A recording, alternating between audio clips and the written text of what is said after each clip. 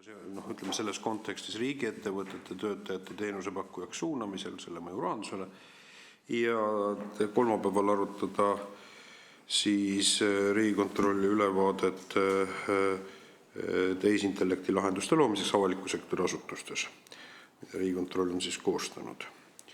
Kui see on vastuvõetav, siis ma oleksin selle töönädala päevakorra kinnitatuks. Ja meil on palutud siis sellele arutelule praegu täna kohale Majandusministeeriumi töö- ja võrdsuspoliitika asekantsler proua Ulla Saar, Tööinspektsiooni peadirektor Kaire Saarep, Riigimetsamajanduse Keskuse metsamajanduse valdkonna juhatuse liige Erko Soolman ja RMK õiguse hangete osakonna juhataja Maarja Viorika-Vasko, Omniva juhatuse esimees härra Martti Kuldma, Ametiühingute Keskliidu esimees Kaia Vask, Sotsiaalministeeriumi hüvitiste ja pensionipoliitika osakonna sotsiaalkindlustuspoliitika juht Leeli Eenlo, Rahandusministeeriumi osaluspoliitika juhataja Tarmo Purgand ja Bolti esindaja Siirli Heinsoo. Ja see kontekst tegelikult siis aruteluks tuleneb sellest, et meil on siis erinevad ettevõtted, mis platvormitööd pakuvad ja ülevõtmist ootab Eestil ka Euroopa platvormitöö direktiiv, millises loogikas seda sõnastatakse, mis on siin riskid ja ohud ka töötajatele ja ka majanduses, mida silmas pidada ja millised on kavatsused. Ja samal ajal me näeme, et mitmed riigi äriühingud on just sarnasele dünaamikale liikumas, kus siis töötajate arvu vähendatakse ja liigutakse siis üle sellele, et nad muutuvad O1 või siis teenusepakkujaks. Antud juhul on siis ka avalikus meediat juhtunud tähelepanu sellest trendist on siis RMK ja Omniva küsimus. Millised on siis hoiakud. Ja selles loogikas siis on meil Majandusministeeriumi esindaja ka praegu kõnetoolis. Et ma annaksingi sõna siis kõigepealt Majandusministeeriumi tööpoliitika asekantsler Ulla Saarele, et milline on siis kavatsus praegu valitsuse poolt vaadatuna platvormitöö direktiivi ülevõtmisel ja milline siis tööpoliitika valdkonnas on valitsuse käsitlus, mis puudutab siis riigi tulundusasutuste või äriühingute niisugust liikumist faktiliselt platvormitöö suunal. Proua Saar, palun. Aitäh teile. Majandus- ja Kommunikatsiooniministeerium on hetkel tegelemas siis eelnõuga. Eelnõu on läbinud esimese kooskõlastusringi ja see eelnõu võtab meil siis üle Euroopa Liidu platvormitöö direktiivi. Sellega direktiivi eelnõuga liigume edasi. Sellel kuul tuleb erinevate osapooltega kindlasti kohtumine, kus saadakse anda vahetut tagasisidet veel kord direktiivile. Valitsusel on seisukoht võtta direktiivi üle miinimumina, ehk siis siseriiklikult sinna mingisuguseid reegleid, norme, mida direktiiv ei nõua, me juurde ei pane. Ja loodetavasti saab see direktiiv siis üle võetud meil kas enne suve või vähemalt siis selle aasta jooksul. Direktiiv toob endaga kaasa erinevaid muudatusi. Üks nendest on siis platvormitöö tegijate täpsem defineerimine ja nende staatuse kindlaks määramine. Mida meie näeme, et see väga suuri muutusi kaasa tuua ei tohiks, kuivõrd jääb kehtima Eestis töölepingu seadus ja võlaõigusseadus ja sellest tulenevad siis reeglistikud ja normid.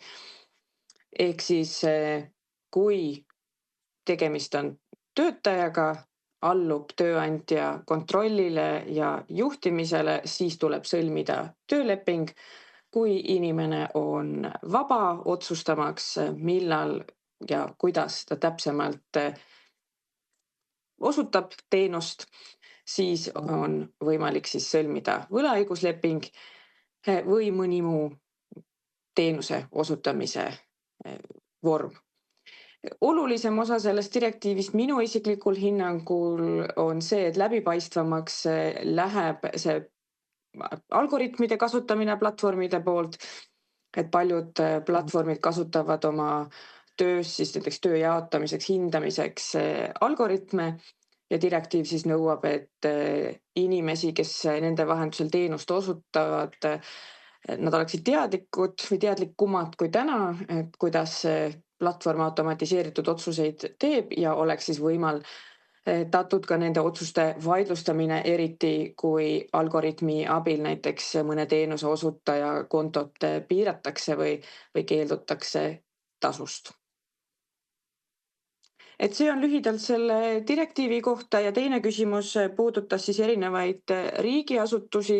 Siin ma pean ütlema, et Majandus- ja Kommunikatsiooniministeeriumil seisukohta või suunist ei ole selles osas, kuidas teised asutused oma tööd korraldavad. Et nii nagu ma mainisin, on Eestis kehtiv töölepingu seadus, on võlaõigusseadus ja muidugi ka avalike teenistujate puhul on on ATS ehk siis avaliku teenistuse seadus, et iga asutus peab inimeste värbamisel, teenuste ostmisel lähtuma Eestis kehtivast õiguskorrast. Praegu minu poolt kõik, kui on küsimusi, vastan hea meelega. Aitäh teile, ma kuulame ära kõik institutsioonide esindajad, siis saame küsimused ja arvamused. Ma annaksin sõna Tööinspektsiooni peadirektorile Kaire Saarepile sellesama kahe küsimuse aspektist, et kas Tööinspektsioonile on ka ilmnenud probleeme, olgu ta puudutavad siis kehtivat platvormitööd või siis ka tegelikult nende riigi tulundusasutuste või äriühingute üleminekul faktilisele platvormtööle. Tere, aitäh kutsumast. Ma loodan, et mind on hästi kuulda. No meie teeme järelevalvet. Me teemegi selles vaates, et me hindame võlaõiguslikke lepinguid ümber, juhul kui tuleb välja, et see ei vasta võlaõiguslikule siis lepingule. Enamasti need on pikemaajalised suhted, ma ei tea, kas või hooldekodudes on mõned näited olnud ja nii edasi, aga me ei ole siiamaani ümber hinnanud klassikalisi platvormi töötegijaid, Bolti, Wolti ja nii edasi, et sealt ei ole meile tegelikult ka kaebuseid ja vihjeid ja nii edasi seda tulnud. Natukene teeb murelikuks kogu see platvormide areng, et iseenesest on ju täiesti okei ja arusaadav, et majandus sedapidi areneb, et on näha ka vajadus ja töötajate enda soov, et nad soovivad paindlikumalt töötada. Aga selge on see, et tööleping annab suuremad garantiid töötajatele kui võlaõiguslikud lepingud. Ehk siis me hindame neid, ma korraks vabandan, et ma vaatan justkui viltu, sellepärast et kaamera on siin ja teie olete teises ekraanis. Et me hindame neid ümber. Meil on paarsada sellist kaasust igal aastal, kus me võlaõiguslikud lepingud ümber hindame. Seoses platvormi tööga liiga palju muudatusi me ei näe. Sellepärast, et selles eelnõus on ka väga kenasti kirjas, et eelduslikult on töösuhete eeldus ka platvormi töös. Ehk siis need kriteeriumid ja nõuded, mis reguleerivad töösuhet versus teenuse osutamist, jäävad ju suures osas samaks.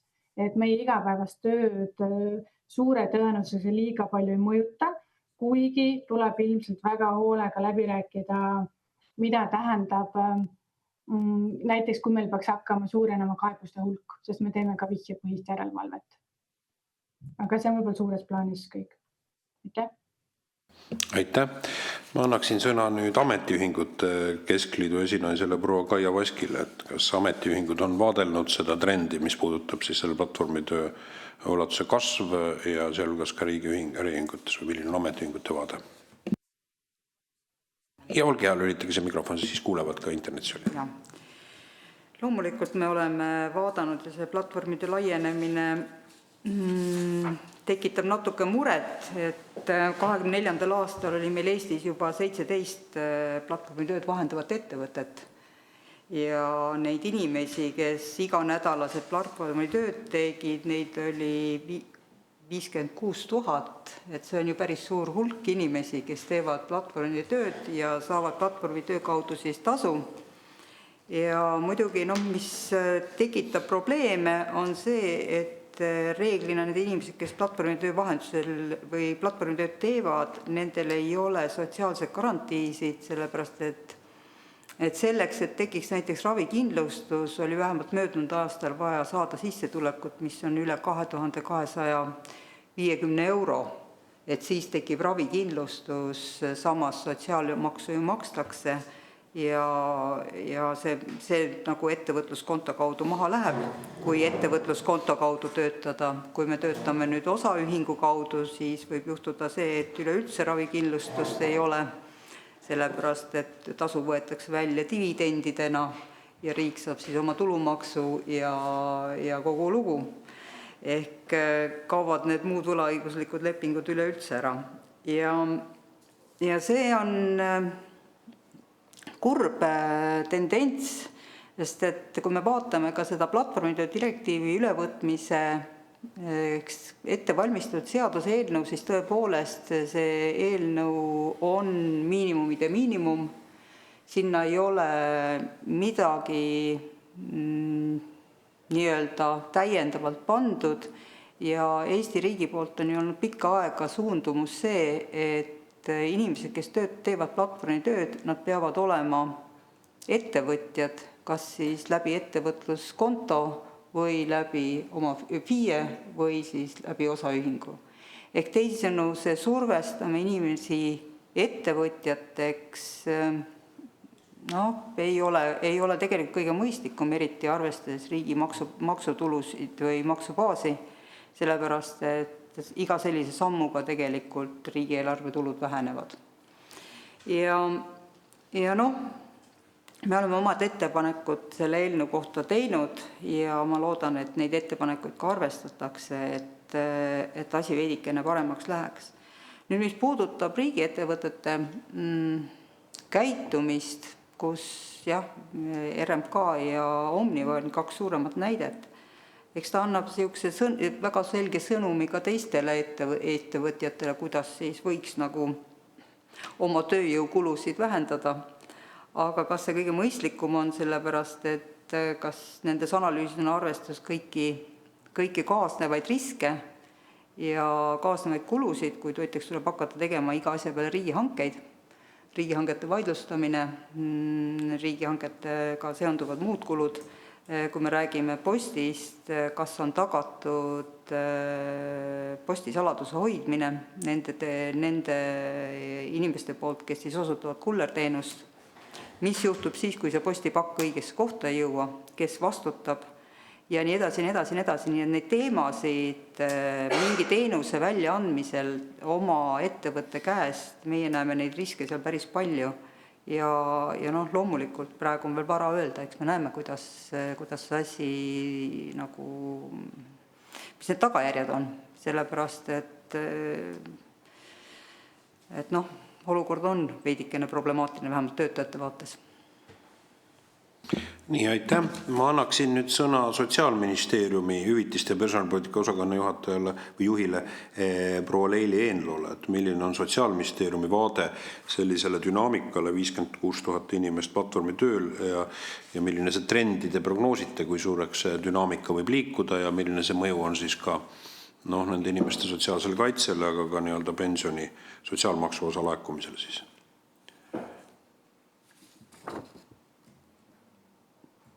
Proua Eenlo, palun.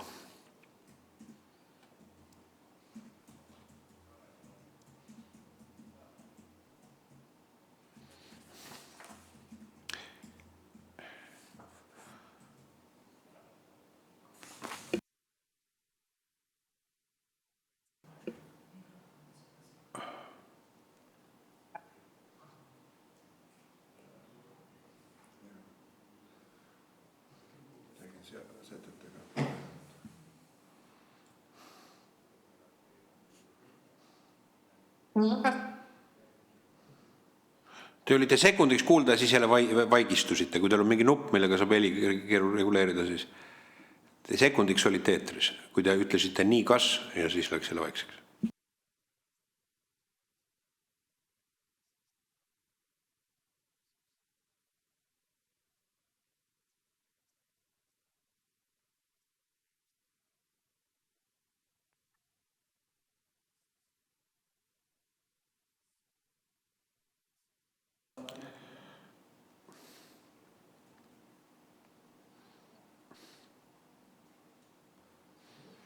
Nii, kui te proovite äkki ühendust juhtmega, siis sekundiks te tegelikult olite väga hästi kuulda. Et kui te ütlesite nii kas, et selle sõnade ajal, mida te iganes tegite, oli see väga hea. Aga võib-olla te proovite, äkki õnnestub kuidagi, ma ei tea, kas sisse välja lülitamisega, aga ma annaksin nüüd sõna Rahandusministeeriumi riigi osaluspoliitika esindajale härra Tarmo Porgandile, et milline on Rahandusministeeriumi vaade siis omanikupoliitikas, et kas see faktilise platvormi töö suund ka riigi äriühingute mõttes on tegelikult siis omaniku ootustele vastav ja kui suure mõjuga siis edasi arengusse võiks olla tööturule. Härra Porgand, palun. Ja, tere. Et riigi poolt nii-öelda põhimõtted on meil paika pandud riigi osaluspoliitika põhimõtetega.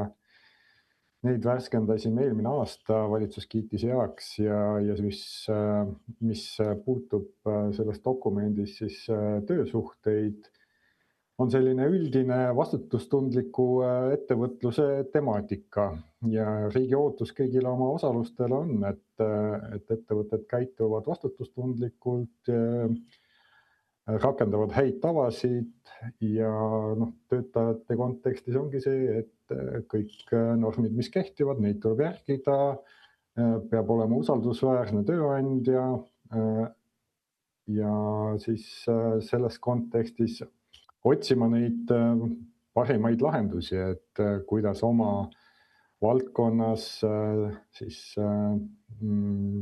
kas siis nii-öelda traditsioonilisi või uuemaid tööviise rakendada, mõeldes selle peale, et mis selle ettevõtte siis väljakutsed on parasjagu teenuste osutamisel või toodete pakkumisel ja juhul, kui on mingid asjaolud, mis juhatuste silmis siis näivad mõistlikud selle klassikalise töösuhte asemel mingeid uusi lahendusi kasutada, siis selles võtmes osaluspoliitika raamistiku poole pealt mingisuguseid detailseid piiranguid või ettekirjutusi ei ole. Ehk siis igapäevase töökorralduse küsimused on riik usaldanud nende üldprintsiipide arvestamisega siis juhatustele.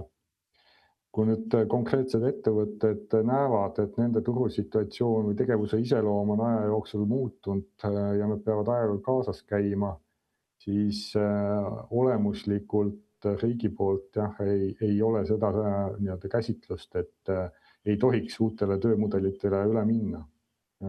Kui see annab tõhusust, jätkusuutlikkust, siis paratamatult on mõistlik neid võimalusi kasutada.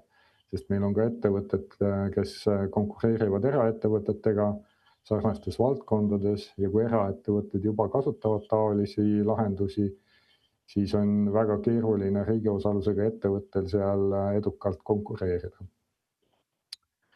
Nüüd küsimuse teine pool, et mida see rahanduslikult võiks tähendada, siis see jätkusuutlikkuse küsimus, ma arvan, on kahesuunaline, et ta on töötajate vaates küsimus, et millised on nende sotsiaalsed garantiid ja mis kulud sellega ettevõttele kaasnevad.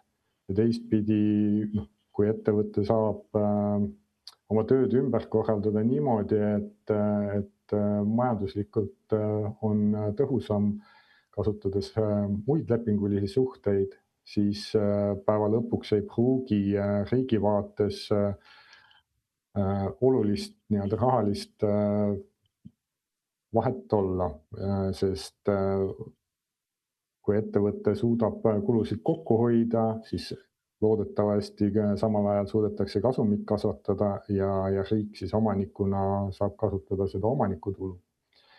Mis küll spetsiifiliselt siis maksutulude poole peal, mis puutub tööandja makse, võib muutuda.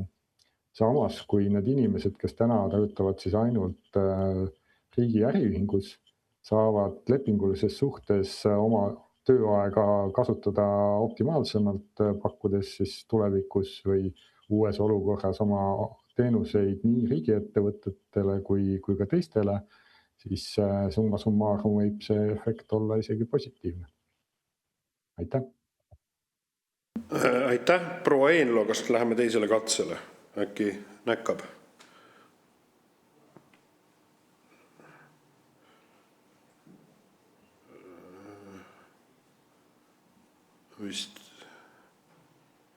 Ei õnnestu.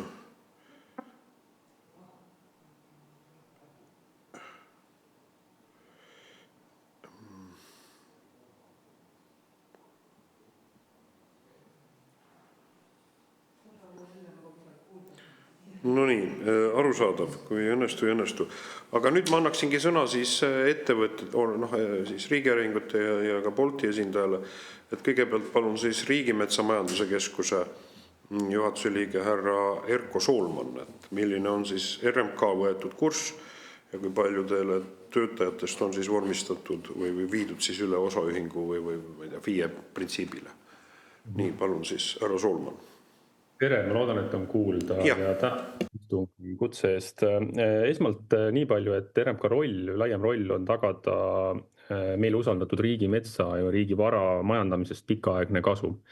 Peamine ootus meie tegevusele ja ka meil on ootus meie tööd ja meie majandustegevust korraldada efektiivsel viisil ja vara säästvalt viisil.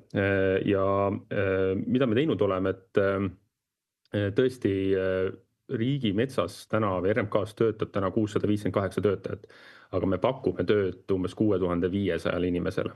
Kogu metsandussektor koos puidutööstusega on umbes 55 000 inimest. Pärnu linna elaniku jagu inimesi tegelikult töötab siin sektoris. RMK on üks suurim turul tegutseja oma tegevusmahtude osas. See muutus, millest võib-olla viimasel ajal on palju räägitud, puudutab kitsamalt metsakasvatust, metsakasvatusteenused, metsakasvatustöid ja selle siis tegevusmudeli, ma ei saa öelda vahetumist, aga me kasutasime senimaani oleme kasutanud siis 2 tegevusmudelit. Me oleme umbes 80% töödest, mida me korraldame riigimetsas kasvatustöödest, ostnud teenuse korras sisse. Ja 20% on siis tehtud töid meie enda siis ametinimetuse järgi siis raietööliste abil, kes on siis metsakasvatajad, kes siis teevad kultuurihooldusi ja noorendike hooldusi. Ja mujal võrdluseks või konteksti loomiseks nii metsa varumises või metsataristus või looduskaitsetöödes me tegelikult pea 100% ostame juba neid töid sisse. See muutus ei ole toimunud üleöö, see on olnud järk-järguline. Metsakasvatuses üldse laiemalt kontekstis siis ka 120 miljoni euro eest iga aasta me ostame töid ja teenuseid sisse. Ja see muudatus, mis siis tänavu jõustub tegevusmudel, minna 2 mudeli pealt 1 mudeli peale, et osta täielikult teenus sisse, on umbes 3 miljoni euro väärtuses. Ehk siis 120 miljonit on meil kogu väärtus, mille me hangime teenust ja see muudatus puudutab siis 3 miljonit sellest.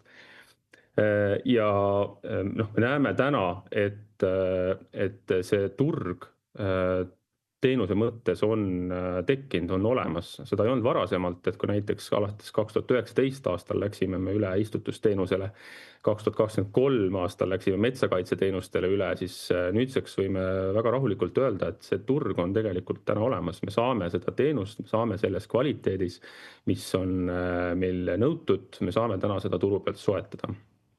Ja see on meie lähenemiskoht olnud, mitte pidada üleval 2 mudelit, kui turg täna on selles kohas töötamas ja kenasti olemas ja suudab olla nendes kohtades täna efektiivsem kui RMK seda siis on.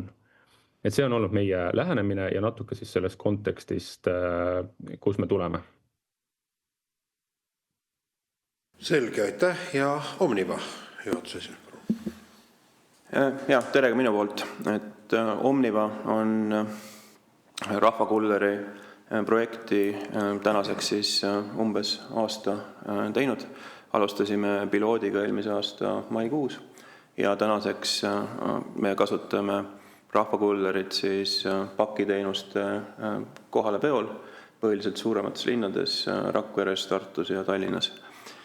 Mahtudest Eesti posti- ja pakiteenuste veoga tegeleb umbes 1000 inimest üle Eesti. Nendest rahvakullereid on 25.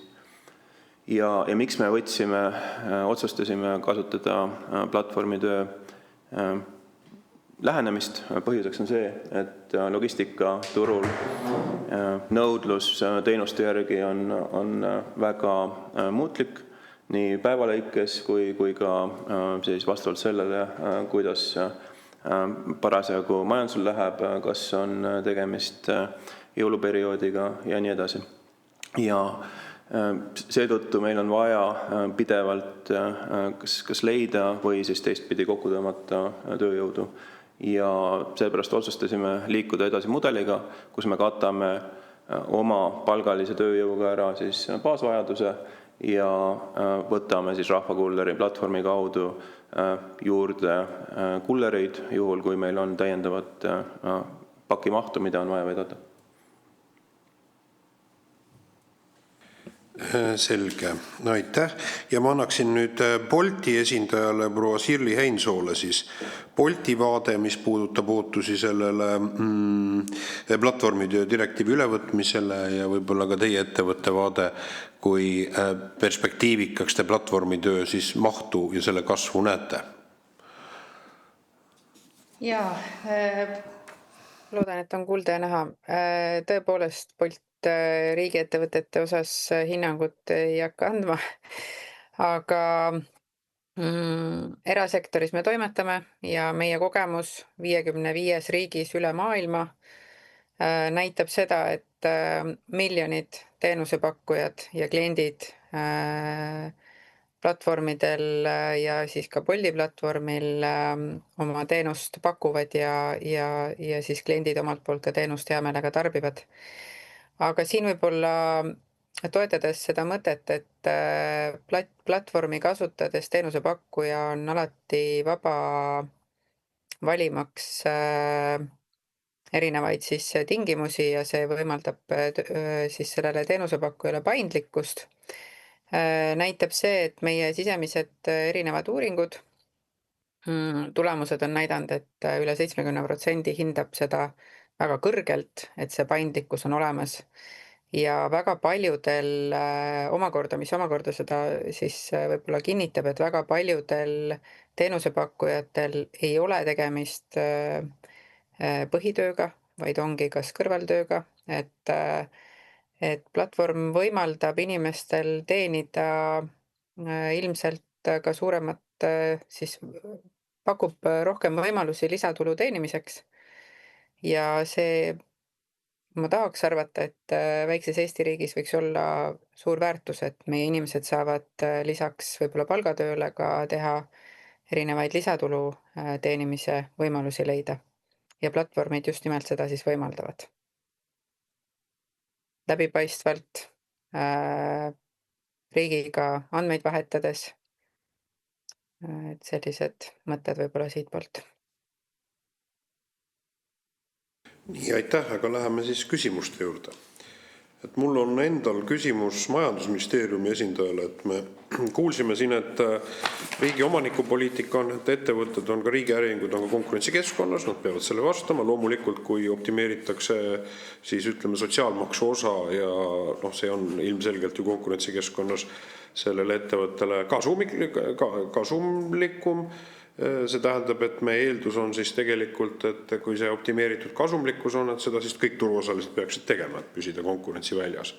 Ja kui meil praegu on, mis on siis tegelikult kui praegu on 56 000 inimest, mille kasv on vist 3-4% aastas selle platvormi töö tegijatel ja osa nendest on siis põhitööajaga või põhisissetuleku inimestel on selle platvormi tööl, et mis on meie nende trendidega siis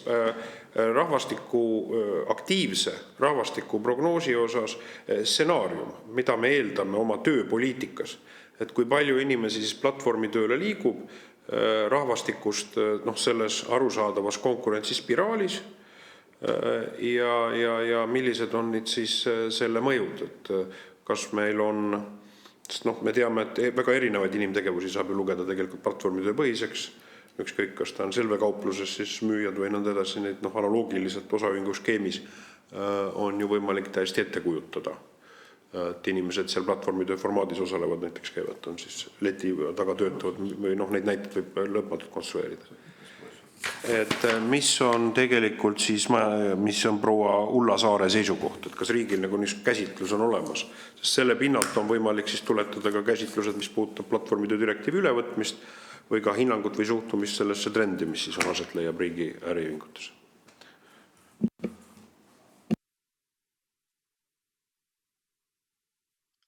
kui küsimus on selles prognoosis, siis riigil meil on rahastatud üks uuring, mis vaatabki kõiki neid platvormitöö trende.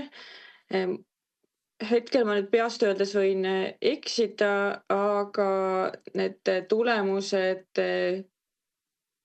peaksid saabuma minu mälu järgi, aga ma kordan, et ma võin eksida, selle aasta sees, et ma arvan, selle uuringu tulemuste pinnalt ongi siis hea otsa vaadata, mida teadlased ja eksperdid ütlevad selle platvormimajanduse tuleviku kohta.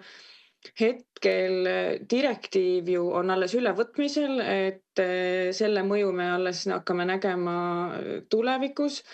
Hetkel, kui vaadates minevikutrende ja siis proovida prognoosida tulevikku, siis enamik Eesti tööealisest elanikest, kes on siis palgatöötajad, töölepingute arv ja võlaõiguslike lepingute arv, et need näitajad on olnud suhteliselt stabiilsed.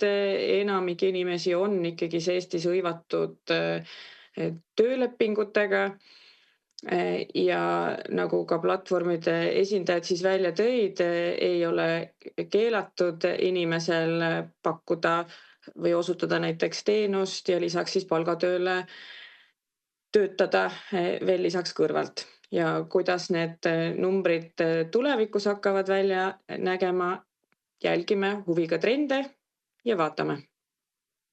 Aitäh! Härra Allas, palun. Aitäh.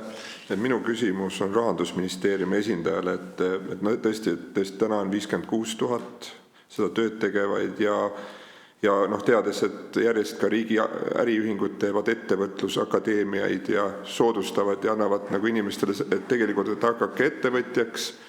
Et kas te olete ka nagu analüüsinud, et millal see võib nagu kriitiliseks muutuda, et meil tuleb siis kuidagi maksubaasi ümber korraldama hakata, et kas selle suunalisi analüüse on tehtud ja et kuidas me oma riiki ülal peetud saame? Aitäh!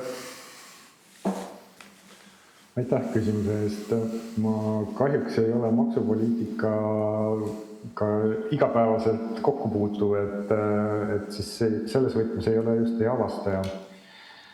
Ja ei oma nii täpselt ülevaadet, et milliseid analüüse tehtud on, aga päeva lõpuks on ju nii, et kui tänased töötajad tulevikus on ettevõtjad, siis arvet esitades nendele, kellele nad oma teenuseid pakuvad, see on üks pool, aga teiselt poolt nad ju on oma ettevõttes töötajad edasi ja maksavad sealt endale palka koos kõikide nende kohalduvate maksudega. Et kindlasti ei ole see tulevik selline, et tänased töötajad tulevikus ettevõtjatena üldse palgaformaadis omale sissetulekut ei saa. Kindlasti saavad ka tulevikus. Aga missugune see täpne vahekord on ja kas siin varem välja toodud dividendina tulu väljavõtmise küsimus, kui palju see mõjutada võiks, et neid tasakaale kindlasti peab siis jälgima ja vajadusel korrektuure tegema. Aitäh! Aitäh! Mul on küsimus proua Sirli Heinsoole, et kui te kirjeldaksite Bolti loogikas, et kui palju teil on tegelikult siis, ütleme siis teenulise platvormi töötajad või seal osalejaid või opereerijaid, et mis see isikute arv on ja kui palju nendest siis on teie teadmise järgi, kui teil see informatsioon üldse on, võtab siis tegelikult oma ettevõttes, kui nad ettevõtte kaudu osalevad, võtab siis palgatööna seda raha välja? Meil on aktiivseid teenusepakkujaid igakuiselt seal 10 000 ringi piires igakuiselt. Ja me ei tea, kuidas nad toimetavad oma ettevõttes asju, aga me teame erinevate uuringute järgi seda, et üle poolte nendest tegeleb ka kas palgatööga, koolis käimisega või mõne muu tegevusega. lisaks kõrvalt, ehk siis, et see on väga tihti neil lisatulu teenimise koht Eesti riigi näitel. Ja kui palju nendelt, kas te nii-öelda olete vaadanud, et või teil niisugust terviklikku analüüsi ei ole, et nii-öelda kas tööjõumakse palju nendelt 10 000 siis laekub riigile või teil tegelikult sellist statistika informatsiooni teie käsutuses ei ole? Me tegelikult oleme just praegu uuendamas oma ühte analüüsi koostöös KPMG-ga, maksu- ja maksumõju analüüsi Bolti poolt siis Eesti riigile ja tegelikult ka Lätile ja Leedule. Ja me vaatame seda laiemat majandusvaadet seal, aga eelmiste aastate pinnalt siis jah, meie otsene maksutulu riigi eelarvesse või riigikassasse on 65 miljonit eurot, aga selle hulgas ei ole meie koostööpartnerite siis maksusid. Et see on puhtalt Bolti enda maksud, mis on makstud 1200 töötaja pealt, kes meile Eestis platvormi töös hoiavad pikaajaliselt. Aga ei ole siis need samad teenusepakkujad, kellest me tegelikult siin praeguses kontekstis räägime. Arusaadav, need on siis see Bolti kontsern, ütleme siis ettevõtte töötajad, eks ole, kes on tarkvaraarendajad ja managerid ja siis omakorda platvormi töötajate teenendajad. Arusaadav. Nii, härra Allas, palun. Jah, et minul on järgmine küsimus on RMK juhatuse liikmele, et kui nagu regionaalpoliitilisest vaatest vaadatuna, siis tihtipeale on niimoodi, et need teenusepakkujatel need kontorid liiguvad suurtesse linnadesse, et kui seni inimesed näiteks töötavad seal koha peal, elavad seal koha peal, siis sellega lisandub ka seda võõrtööjõudu, et kas praeguseks tänaseks nüüd selle probleemi valguses, mis on tõstatanud, on ka analüüsitud, et kes siis meie metsa nüüd hooldavad järjest enam, et kus need inimesed pärit on, kus nad elavad, ja kui palju suur on nende seotus selle kohaliku piirkondaga, kus mets kasvab, aitäh? Aitäh, Anti. Kes meie riigimetsa hooldavad, RMK-l on kehtestatud rangemad nõuded, kui võib-olla erametsas on. Meil on kehtib kutsestandard. Riigimetsas töötav võsasaja tööline metsakasvataja peab omama kutsestandardit. See on meie hindamiskriteerium. Tal ei tohi olla võlgnevusi ja ta kutsestandardi osas me kontrollime seda, et nii peatöövõtjatel kui alltöövõtjatel oleksid olemas kutsetunnistused. Ehk muul moel me tegelikult kuidagi ei piira, ei diskrimineeri kedagi, kes riigimetsas töötab, teeb sealt tööd kvaliteetselt. Mis puudutab regionaalsust, siis regionaalsuse poole pealt tänaste hangete, kuna me toetame riigi hangetele, varume sealt selle teenuse, siis ka täna on võimalik hankida sellist töömahtu, et olles võib-olla iseseisev üksik ettevõtja, minnes üksinda võsasaega metsa tööd tegema, siis on sul võimalik ka hankida täna sellist hankeosa, et sa võid teha näiteks Võrumaal, võid teha 150 hektarit aastas, sul on see võimalus täna täiesti kenasti olemas. Kogu meie hankemudel ja hinnastamine on ehitatud selliselt üles, et see võtab arvesse tänast metsasektori keskmist töötasu, see võtab arvesse makse, see võtab arvesse ka ettevõtja marginaali ja muid töökeerukusest tulenevaid täiendavaid komponente. Ja vaadates tänast pakkumise ja nõudluse vahekorda või seisu, siis võib selgelt öelda, et kui näiteks brigaad, kes asub Tallinnas ja soovib Võrumaale tulla hankesse pakkumist tegema, siis ta ilmselgelt ei ole konkurentsivõimeline. See regionaalne aspekt on tegelikult RMK puhul, kuna me oleme üle Eesti töötav metsa kasvatav organisatsioon, siis igal juhul sa ei suuda olla konkurentsivõimeline, kui sa ei ole selles piirkonnas olemas. Sa pead iga päev käima metsas tööle. On vähe usutav, et Võrumaal hanke võitnud teenusevõtja siis elab või toimetab püsivalt näiteks Tallinnas. Lisaküsimus. Ja lisaküsimusena. Väike lisaküsimusena, aga ikkagi numbrid ja arvud, et kui palju siis neid reaalses metsas tööd tegivaid inimesi on pärit sellest piirkonnast, et kuidas need trendid on, kuhu need kõverad keerduvad, et kui te olete nüüd analüüsinud seda, et või ei ole, et siis võib seda tulevikus nagu huvi mõttes vaadata, et kes seda tööd siis tegelikult teevad ja kui palju neist elab seal koha peal. Ma räägin nagu Võrumaast, et kui Võrumaal elab, on väga hästi, aga kus nad tegelikult ikka elavad ja kuhu see trend läheb, aitäh! Aitäh! Seda trendi me ei ole hinnanud, me ei ole analüüsinud, kus see võsatööline täpselt pärit on. Küll aga võin öelda jälle tänaseid numbreid. Meil on võsasae töödel, metsakasvatustöödel ainuüksi 150 erinevat koostööpartnerit, kellega on meil üle 300 erineva lepingu. Ja nad on kindlasti regionaalselt hajutatud üle Eesti, ma olen sellest päris kindel. Aitäh! Nii, aitäh. Mul on küsimus Bolti esindajale veel, et kui te ütlesite, et suurusjärgus 10 000 inimest osutab siis selle platvormi kaudu Boltiga kas siis sõiduteenust või kulleriteenust, ma oletan, võib-olla mingi muu teenus veel. Ja selleks on vajalik, siis ma saan aru, ka siis Eesti alaline elanik või siis tähtajaline elamisluba. Ja siis on tegelikult võimalus veel, et on lühiajalise töötamise registreerimine kolmandate riikide kodanikele. Et kui palju nende 10 000 inimese hulgas on siis lühiajaliselt registreeritud töötajaid kolmandatest riikidest? Ja ma kõigepealt täpsustan veel eelmise küsimuse vastust, et 65 miljonit on kogu maksujalajälg ja nendest siis circa 40 miljonit üle-eelmise aasta maksuandmete pealt on puhtalt ainult Bolti töötajad ja ülejäänud on tegelikult siis platvormi ülene täpsustuseks varasemale küsimusele. Aga praegusele küsimusele vastates siis kolmandatest riikidest on meil pärit teenusepakkujaid. Esiteks me ei kogu sellist andmestikku, et millisest rahvusest sa oled. Võib-olla see on oluline siin öelda.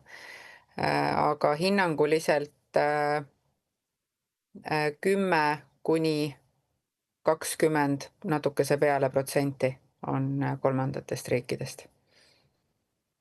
Et need on siis sõltuvalt erinevad, et mis on taksosektoris ja mis on siis seal kullerite poolel. Et kokku kusagil siis 1000 kuni 2000 inimest on siis lühiajalise töötamise alusel Eestisse tulnud isikud? Ma räägin praegusel hetkel siis kolmandatest riikidest pärit isikutest ja ma ei ütle praegu kindlalt, kas nendel on just lühiajaline elamisluba või pikaajaline elamisluba. Ma räägin ainult kolmandatest riikidest pärit isikutest ja ma ei räägi siin kohal vene rahvusest, hallist passist ega ka ukrainlast. Aga mul on küsimus selles loogikas majandusministeeriumi asekantslerile proua Saarele, et selle laiema visiooni koha pealt. Te ütlesite, et see suhe siis platvormitöö versus palgatöö, et see suhe on nii-öelda säilinud aastate perspektiivis. Aga see ju tegelikult, ma mõtlen ajalises perspektiivis, ei saa ju kuidagi nii olla. Et kui meil on 56 000 inimest praegu, me ütleme, meil kindlasti suur lõviosa nendest ei ole hästi, eeldame mitte täistööga inimesed, et meil oli osundus, et mingid hulk inimesi omab ka kuskil mujal, eks ole, püsisissetulekut. Aga kuidas see aastate jooksul see dünaamika on tegelikult siis kasvanud? Oskate te seda öelda? Et meil on, dünaamika pinnalt saab ekstrapoleerida. Ja meil ongi küsimus selles, et aru saada, komisjonis arutada, kuna seal on riigi maksutuludele väga oluline mõju, mis trendis me praegu oleme. Ja sest selle seaduse muudatused, ka avaliku sektori enda käitumine on trendi loovad. Ja me tahamegi tuvastada, mis see trend on siis trendi dünaamikas. Et mis meil kuidas me seda ajaliselt mõõdame? Oskate seda kirjeldada, ma ei tea, viimase dekaadi perspektiivis näiteks? aitäh, aga peast kindlasti ei oska, ma arvan, sellest ei ole teile kasu, kui ma peast siin midagi muljetan, et ma arvan, sellele küsimusele on mõistlik vastata kirjalikult ministeeriumil, kus saab kõik faktilised andmed ilusti ritta panna. Asi, mida ma kommenteerisin, oli eelkõige inimesed, kes töötavad töölepinguga ja need, kellel on siis võlaõiguslik leping, et platvormide kaudu teatavasti saab ka läbi ettevõtluskonto, läbi FIE või osaühingu vormi olla tööl, ehk siis see trend, mida ma selgelt kommenteerisin, oli võlaõiguslike lepingute arv, mis ei ole kuidagi plahvatuslikult suurenenud, on vähemalt minu hinnang sellele. Aga ühesõnaga, võtan kokku selliselt, et kui see küsimus on nendes trendides, siis kui võimalik, võiks saata need kirjalikult ja siis me saame ministeeriumis ka kirjalikult vastata. Aitäh! Aga ma küsin veel täpsustuseks üle, et aga mis on siis valitsuse või ütleme siis ministeeriumi, kui on tööpoliitiline, mis on siis kavatsus või taotlus, et meil oleks, kui me räägime tööpoliitilisi trende, et kas me inimeste nii-öelda hõives osalemine on väga eraldi võetuna positiivne, eks ole. Samas on meil töötootlikkuse, muud, eks ole, makroindikaatorid, mis puudutab inimesi, et kas meie eesmärk on, et võimalikult palju inimesi oleks platvormi tööl, et saata avalikust sektorisse signaale, kuna me tuvastasime, et see muudab teatud olukordades, optimeerib kulusid. Ja kui meil see niisugune kavatsus on, kui suur osa rahvastikust siis selle loogika järgi võiks olla platvormi töö peale liikuda, sest meil on nagu kaks asja, et üks asi on praegu, meil on inimeste valiku ja mingisugune, et kas platvormi tööle ollatada, aga teine on tegelikult, kui me mingites sektorites riigis hakkamegi liikuma platvormi tööle, kus ta ei ole enam inimeste valik, vähemalt olemasolevatel töötajatel, vaid siis ta on tegelikult siis ongi, et see tööturu osa muutubki platvormi tööpõhiseks. Aitäh küsimuse eest. Sellist asja mina ei näe, et me ministeeriumina ette kirjutaks, mis on tööpoliitika eesmärk, on see, et me tahame, et Eesti tööealine elanikkond oleks hõives. Neil, kel vähegi on võimalik, oleks töö, mis vastab nende oskustele ja nende teadmiste tasemele kõige paremal võimalikul viisil, on tootlik, on turvaline, sest nagu me uuringutest näeme, et inimesed, kes pikalt püsivad tööelus ja see töö neile sobib, see teeb neid osa õnnelikumaks ja isegi tervist toetab.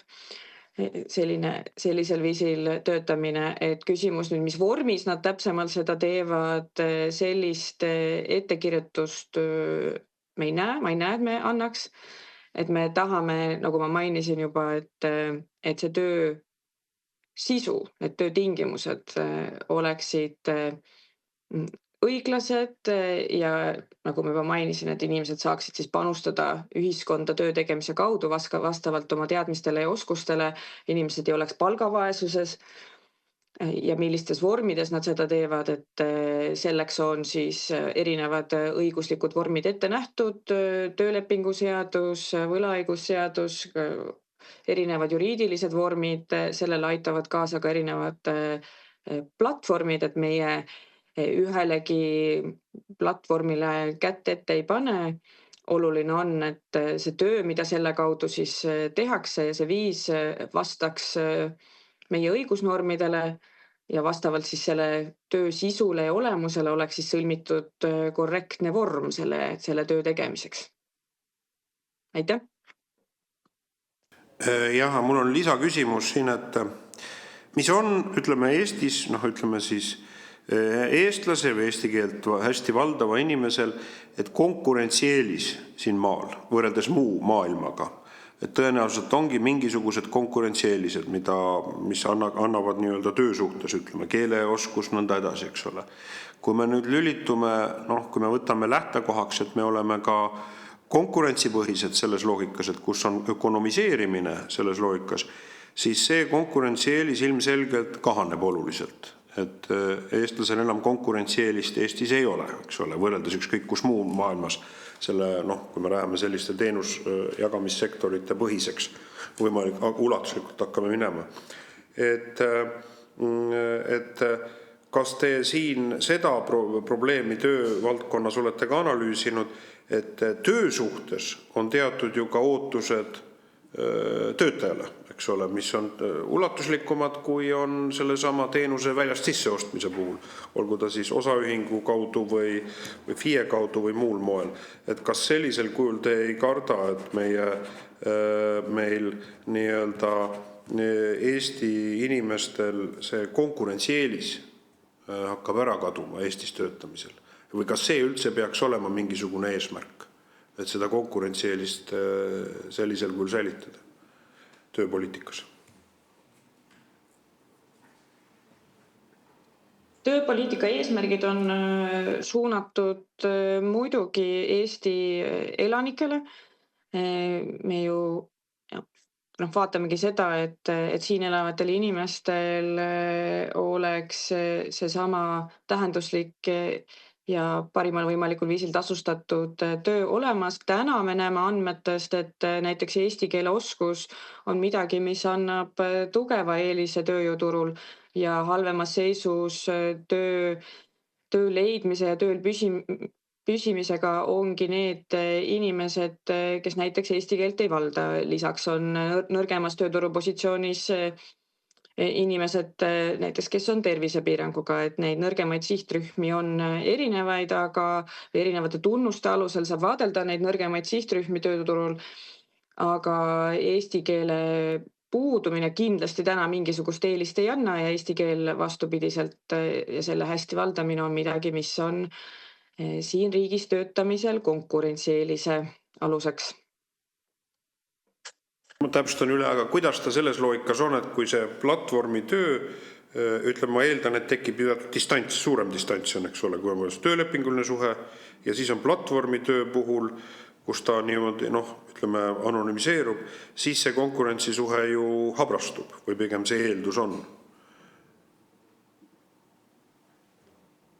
Ma seda loogikat võib-olla siin nii ei näe. Ei oska ka kommenteerida, kuivõrd see eesti keele oskuse vajadust, esiteks, kui me räägime töösuhtest, siis tööandjal on kas on mingid kohustuslikud keelenõuded teatud tööpositsioonil, et ta peabki võtma inimese, kes keelt oskab, näiteks eesti keele õpetaja, selgelt, kui ta teistele eesti keelt õpetab, peab seda ise oskama. Ja kui see õpetaja värvatakse kuidagi platvormi kaudu, see nõue jääb ju samaks, et vahet pole, kui ta pidi ta sinna tööle jõuab. Et on olemuslikult teatud tööd, mis vajavad seda keelenõuet ja ma ei näe või ma ei oska kuidagi, võib-olla te täpsustate, et kuidas siin see platvormi vahele tulek nüüd seda teenuse sisu või seda töö sisu, mis on vaja ära teha, seal nüüd mõjutab seda, et kas on eesti keel seal vajalik või ei ole eesti keel.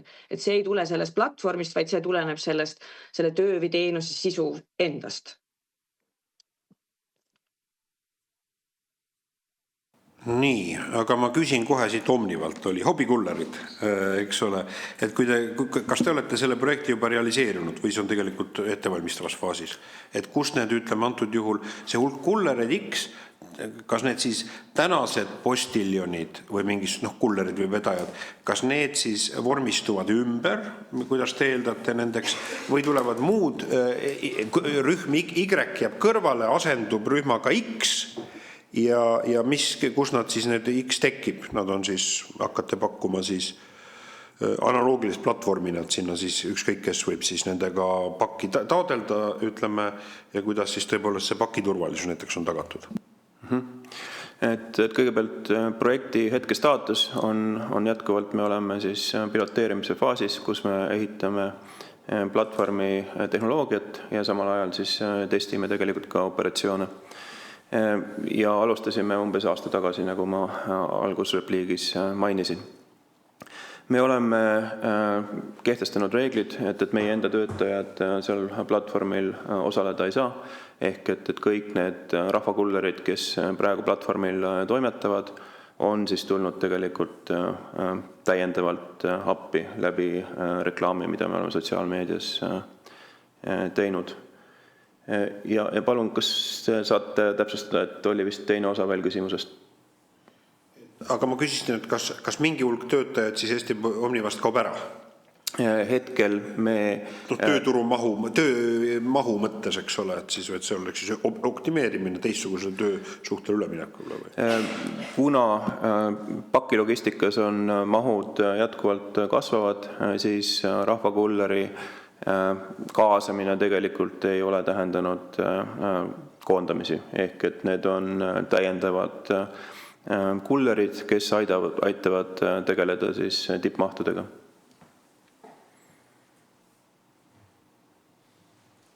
Aga mis nõuded te neile seate võrreldes postiljonidega, kui analoogia oli siin praegu, et kas siis tegelikult, ma ei tea, kas postiljonil on mingid nõuded, ma ei tea, et kas need on siis erinevad või?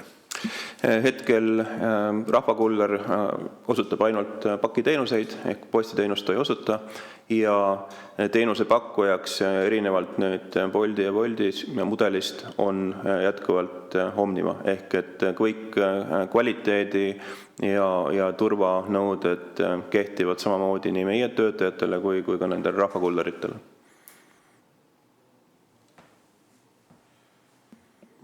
Lihtsalt küsides, et aga milline on see vahetegu, mis on teinekord võib olla väga habras ja hall joon, on see, kus tööleping muutub siis võlaõiguslepinguks, eks ole.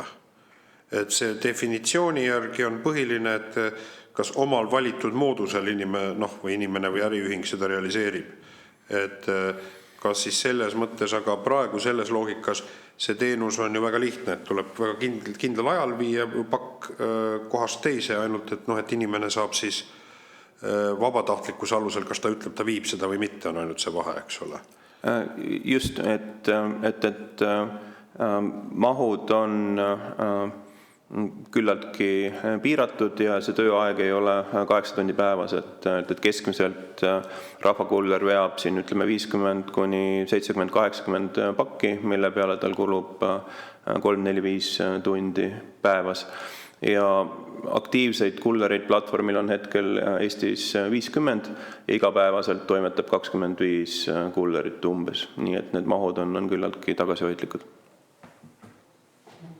Ma küsin RMK-lt ka see metsa istutamise näide, et kui te nüüd või metsastamise näide, et need osa töötajaid siis, ma saan aru, koondati ja telliti siis äriühingutest on konkursi kaudu on teenused, kas see on juba, konkursid on läbi ja kes siis need seal siis võitsid seda, et need samad inimesed tegid selle või mingid olemasolevad metsandusettevõtted või kuidas see tulem oli siis? Tulem oli kokkuvõttes selline, et kui me otsuse tegime ära mudelit muuta, et tulla 2 mudeli pealt 1 mudeli peale, siis meie hinnang oli tol hetkel, et see puudutab umbes 75 Mandri-Eestis töötavat raietöölist. Tänane viimane info on see, et päris mitmed inimesed on vahepeal juba läinud pensionile, et see muudatus puudutab umbes 67 inimest, veidi alla 70 inimese. Nendest 70 inimesest circa otsustas osa võtta ettevõtlusakadeemias. See on siis selline õppeprogramm, mille me tegime koostöös Luua metsanduskooliga, kus siis anti alustavale ettevõtjale sellised alusteadmised, kuidas ettevõtted käivitada, töös hoida ja kuidas hinnata või hinnastada ka oma metsamajanduslikke kasvatusteenuseid. Sellest võttis üle 50% osa, et kui ma ei eksi, siis äkki 36 raietöölist on sellest osa võtnud, see oli 3 õppegruppi, millest üks grupp ka eelmisel reedel lõpetas. Inimesed kaitsesid oma äriplaane ja tulevad kindlasti kas siis liituvad mõne erametsanduses juba tegutseva ettevõttega või siis loovad ise oma ettevõtte, tulevad meile ka kindlasti hangetesse, et kui suur see määr on, kes täpselt kuhu liigub, kas liitub mõne olemasoleva ettevõttega või asutavad oma ettevõtte, seda me ei tea ja sellest statistikat hetkel ei ole ka plaanis meil koguda. Aitäh! Ja härra Allas, palun. Ja, et juba hakkab vaikselt, et küsiks üle ka Ergo sinu käest, et kuidas te näete, et kui kaua näiteks, kui see metsa lõikaja nüüd täna hakkab ettevõtjaks, eraettevõtjaks, kui kaua ta on konkurentsivõimeline üksikisikuna ettevõtjana seda teenust pakkuma, et mis see ajaperspektiiv võiks olla, kas 10 aasta pärast on ka ta võimeline nii ütelda, kui ta ei soovi võtta endale töötajaid või kuidagi hankida, ma ei tea, mis platvormi või mille muu kaudu endale töötajaid, et kas ka üksikisikuna on ta jätkusuutlik ja ta on nagu ärimudelis võimeline RMK-s teenust või töömahtu saama, aitäh. Aitäh, on küll, me ei piira seda, seesama ühe inimese aasta töö on ka võimalik hankeosana kenasti tulla ka siia pakkuma. Jah, eelistatum on selline võib-olla 3-4 võsasaja töölise hanke suurus, umbes 500-600 hektarit, mitte siis ühe inimese oma 150 hektarit aastas. Ja seal on ilmselt põhjuseid mitmeid, et sa panedki tegelikult siis transport ja regionaalsus, mis määrab selle konkurentsivõimelisuse ära, et sa tuled korraga ühe seltskonnaga ja suudad tegelikult kulusid mõnevõrra koomal hoida, aga ta ei lähe ka väga suuremaks, et sulle tegelikult väga suurt mastaabiefekti, kui vaadata riigimetsa regionaalsust, et meie tööd paiknevad erinevates piirkondades, seal tegelikult tekkida ei saa, et ma usun, et jääb tegelikult üpris sarnaselt sellised keskmised ettevõtted ja keskmised brigaadid. Aitäh! Nii, aitäh. Proua Kaire Saarep, Tööinspektsiooni peadirektor. Mul on teile küsimus, et kas selle platvormitöö direktiivi ülevõtmisel Tööinspektsioonil on ka mingeid oma ettepanekuid, olete te seda analüüsinud, mis puudutab siis seda platvormitöö arenguid või seal ka töötajate positsiooni kaitset? Aitäh küsimuse eest. Jah, me oma need arvamused juba avaldasime, aga suures osas need puudutavad seal järelevalvet, mõned nüansiküsimused, kuidas on järelevalve Tööinspektsiooni ja Andmekaitse Inspektsiooni vahel jagatud ja nii edasi. Ehk siis sellist suurt üldist pilti me tegelikult ei näinud vajadust kommenteerida, et need on pigem tehnilised kommentaarid, mida me esitasime. Aga ma ei tea, kui üldse veel vaadata seda hästi laialt, kus me näeme, kus võib probleem olla, on lõpuks ikkagi ju see teadlikkus. Et ega platvormitööl ja võlaõiguslikul lepingul iseenesest ei ole ju mitte ühtegi probleemi, kui inimene teadlikult teeb seda, mida ta tahab teha. Et meie oma järelevalves näeme neid probleeme, kus inimene on allkirjastanud võlaõigusliku lepingu ja ta saab teada siis, kui on puhkusele mineku aeg, et tema on ainukene, kes puhkusele ei lähe, sellepärast, et temal on võlaõiguslik leping ja siis ta esitab meile, ma ei tea, vihje või kaebuse ja siis tuleb järelevalve või siis tavapärase järelevalve käigus me neid olukordi märkame. Et probleem on seal, kui inimene allkirjastab lepingu, mida ta tegelikult allkirjastada ei taha. Aga me ei ole seda näinud tingimata platvormide puhul, vaid üleüldiselt, et ma tõin siin enne näite hooldekodude näide, aga ka näiteks klienditeeninduses. Aga see platvormitöö seaduse eelnõu suures plaanis seda ju ei muuda, et see probleemistik, mis oli täna, on ka homme. See, mis on nagu ainult meie enda vaatest, kuidas meie seda pilte näeme. Mul on küsimus Majandusministeeriumi esindajale, et praegu on parlamendi menetluses ka välismaalaste seaduse muudatused, mis loovad ka selle põhimõtte, et kui varasemalt kolmandatest riikidest tööturule tuleb välismaalane, et tal oli kindel tööandja, siis nüüd see põhimõte tühistatakse, et inimene võib olla, kes on tulnud ka tööloaga Eestisse, võib olla ka töötu. Ja ilmselgelt siis, ja see loogika on, et just nimelt ongi siis tööhõive loogikas ja see kindlasti inimeste hulk hakkab liikuma ka siis võib eeldada platvormitööle, kui nad siis ühele selle tööandjaga töösuhe on ära lõppenud, kelle taotluse alusel nad riiki sisenesid mingil positsioonil ja siis tegelikult liigub platvormitööle. Et kui palju teie nende tööpoliitikas näete nende välismaalaste seaduste muudatuste puhul mõju platvormi töö osakaalu kasvule Eestis?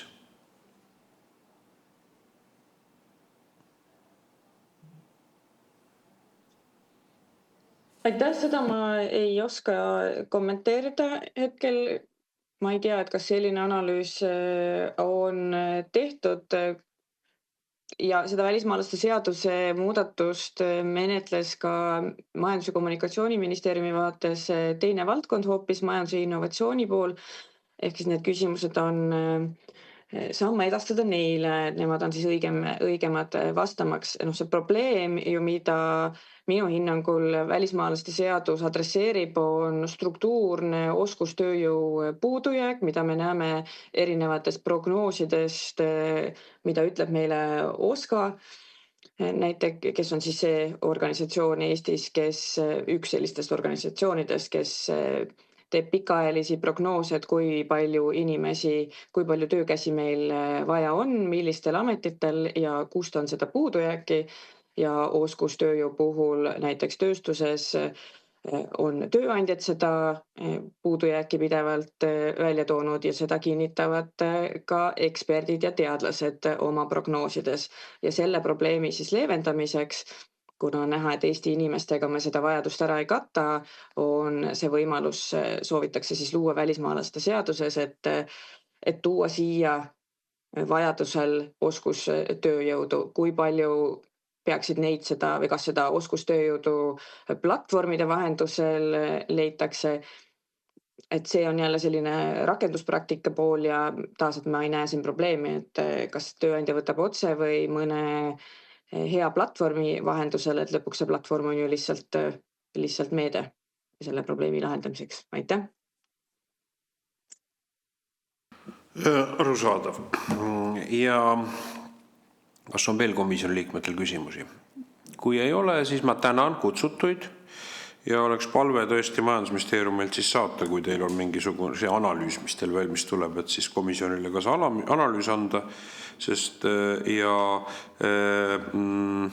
ja ka teie poolt, kui te olete monitoorinud seda, mis puudutab siis seda platvormitöö osakaalu kasvu Eestis, et milline see dünaamika on, aga kui teil on olemas ka prognoos, siis võimalik prognoos selle kohta, sest praegu on näha, et me siseneme mingisse trendi, suuremasse trendi ühiskonnana praegu ja küsimus on, et tänasel hinnangul minule jäid küll küsimused üles, et kas me ise tajume praegu ühiskonnana, kuhu see trend meid viib ja kas see viib meid soovitud järeldusteni. Nii, ametiühingute liidu esindaja veel või esinaine. Et üks remark veel lõpetuseks, et esiteks see riigiettevõtete kulude kokkuhoid tegelikult tähendab vastutuse lükkamise nendele platvormitöö tegijatele, nii ütleme tehnika osas kui ka tööohutuse ja töötervishoiu osas. Ja kui inimestel ei ole piisavat sissetulekut, siis see mõjutab väga olulisel määral meie kohalikke omavalitsusi, selles mõttes, et nad peavad hakkama neid inimesi aitama. Lõppkokkuvõttes tähendab see päris korralikku pauku meie pensionisüsteemile, sellepärast et sinna ei laeku raha, need inimesed ei teeni endale pensionit piisaval määral. Ja see mõju, platvormitöö mõju, kasvu mõju võib olla tunduvalt suurem, kui me praegu oskame ette aimata. Seda me kuulsime, et üks asi on see jutt, et ta on tegelikult annab inimestele võimalusi juurde, lisasissetulekut tankida, aga siin on ka teine probleem, et inimeste õigus äravõtmine, kui inimene avastab ennast, et kõik teised lähevad puhkusele, aga see võlaõiguslepinguga inimene puhkusele minna aga, et inimesed ei avasta ennast ka objektiivselt õigusteta isikuna. Ja lisaks on inimeste konkurentsivõime küsimus Eestis. Et milline on inimese, kes on Eestis sündinud, kasvanud, konkurentsieelis siis tegelikult ka tööturul Eestis. Need on väga põhimõtteliselt küsimused. Aga ma tänan ja sellega on komisjoni koosolek läbi. Suur tänu!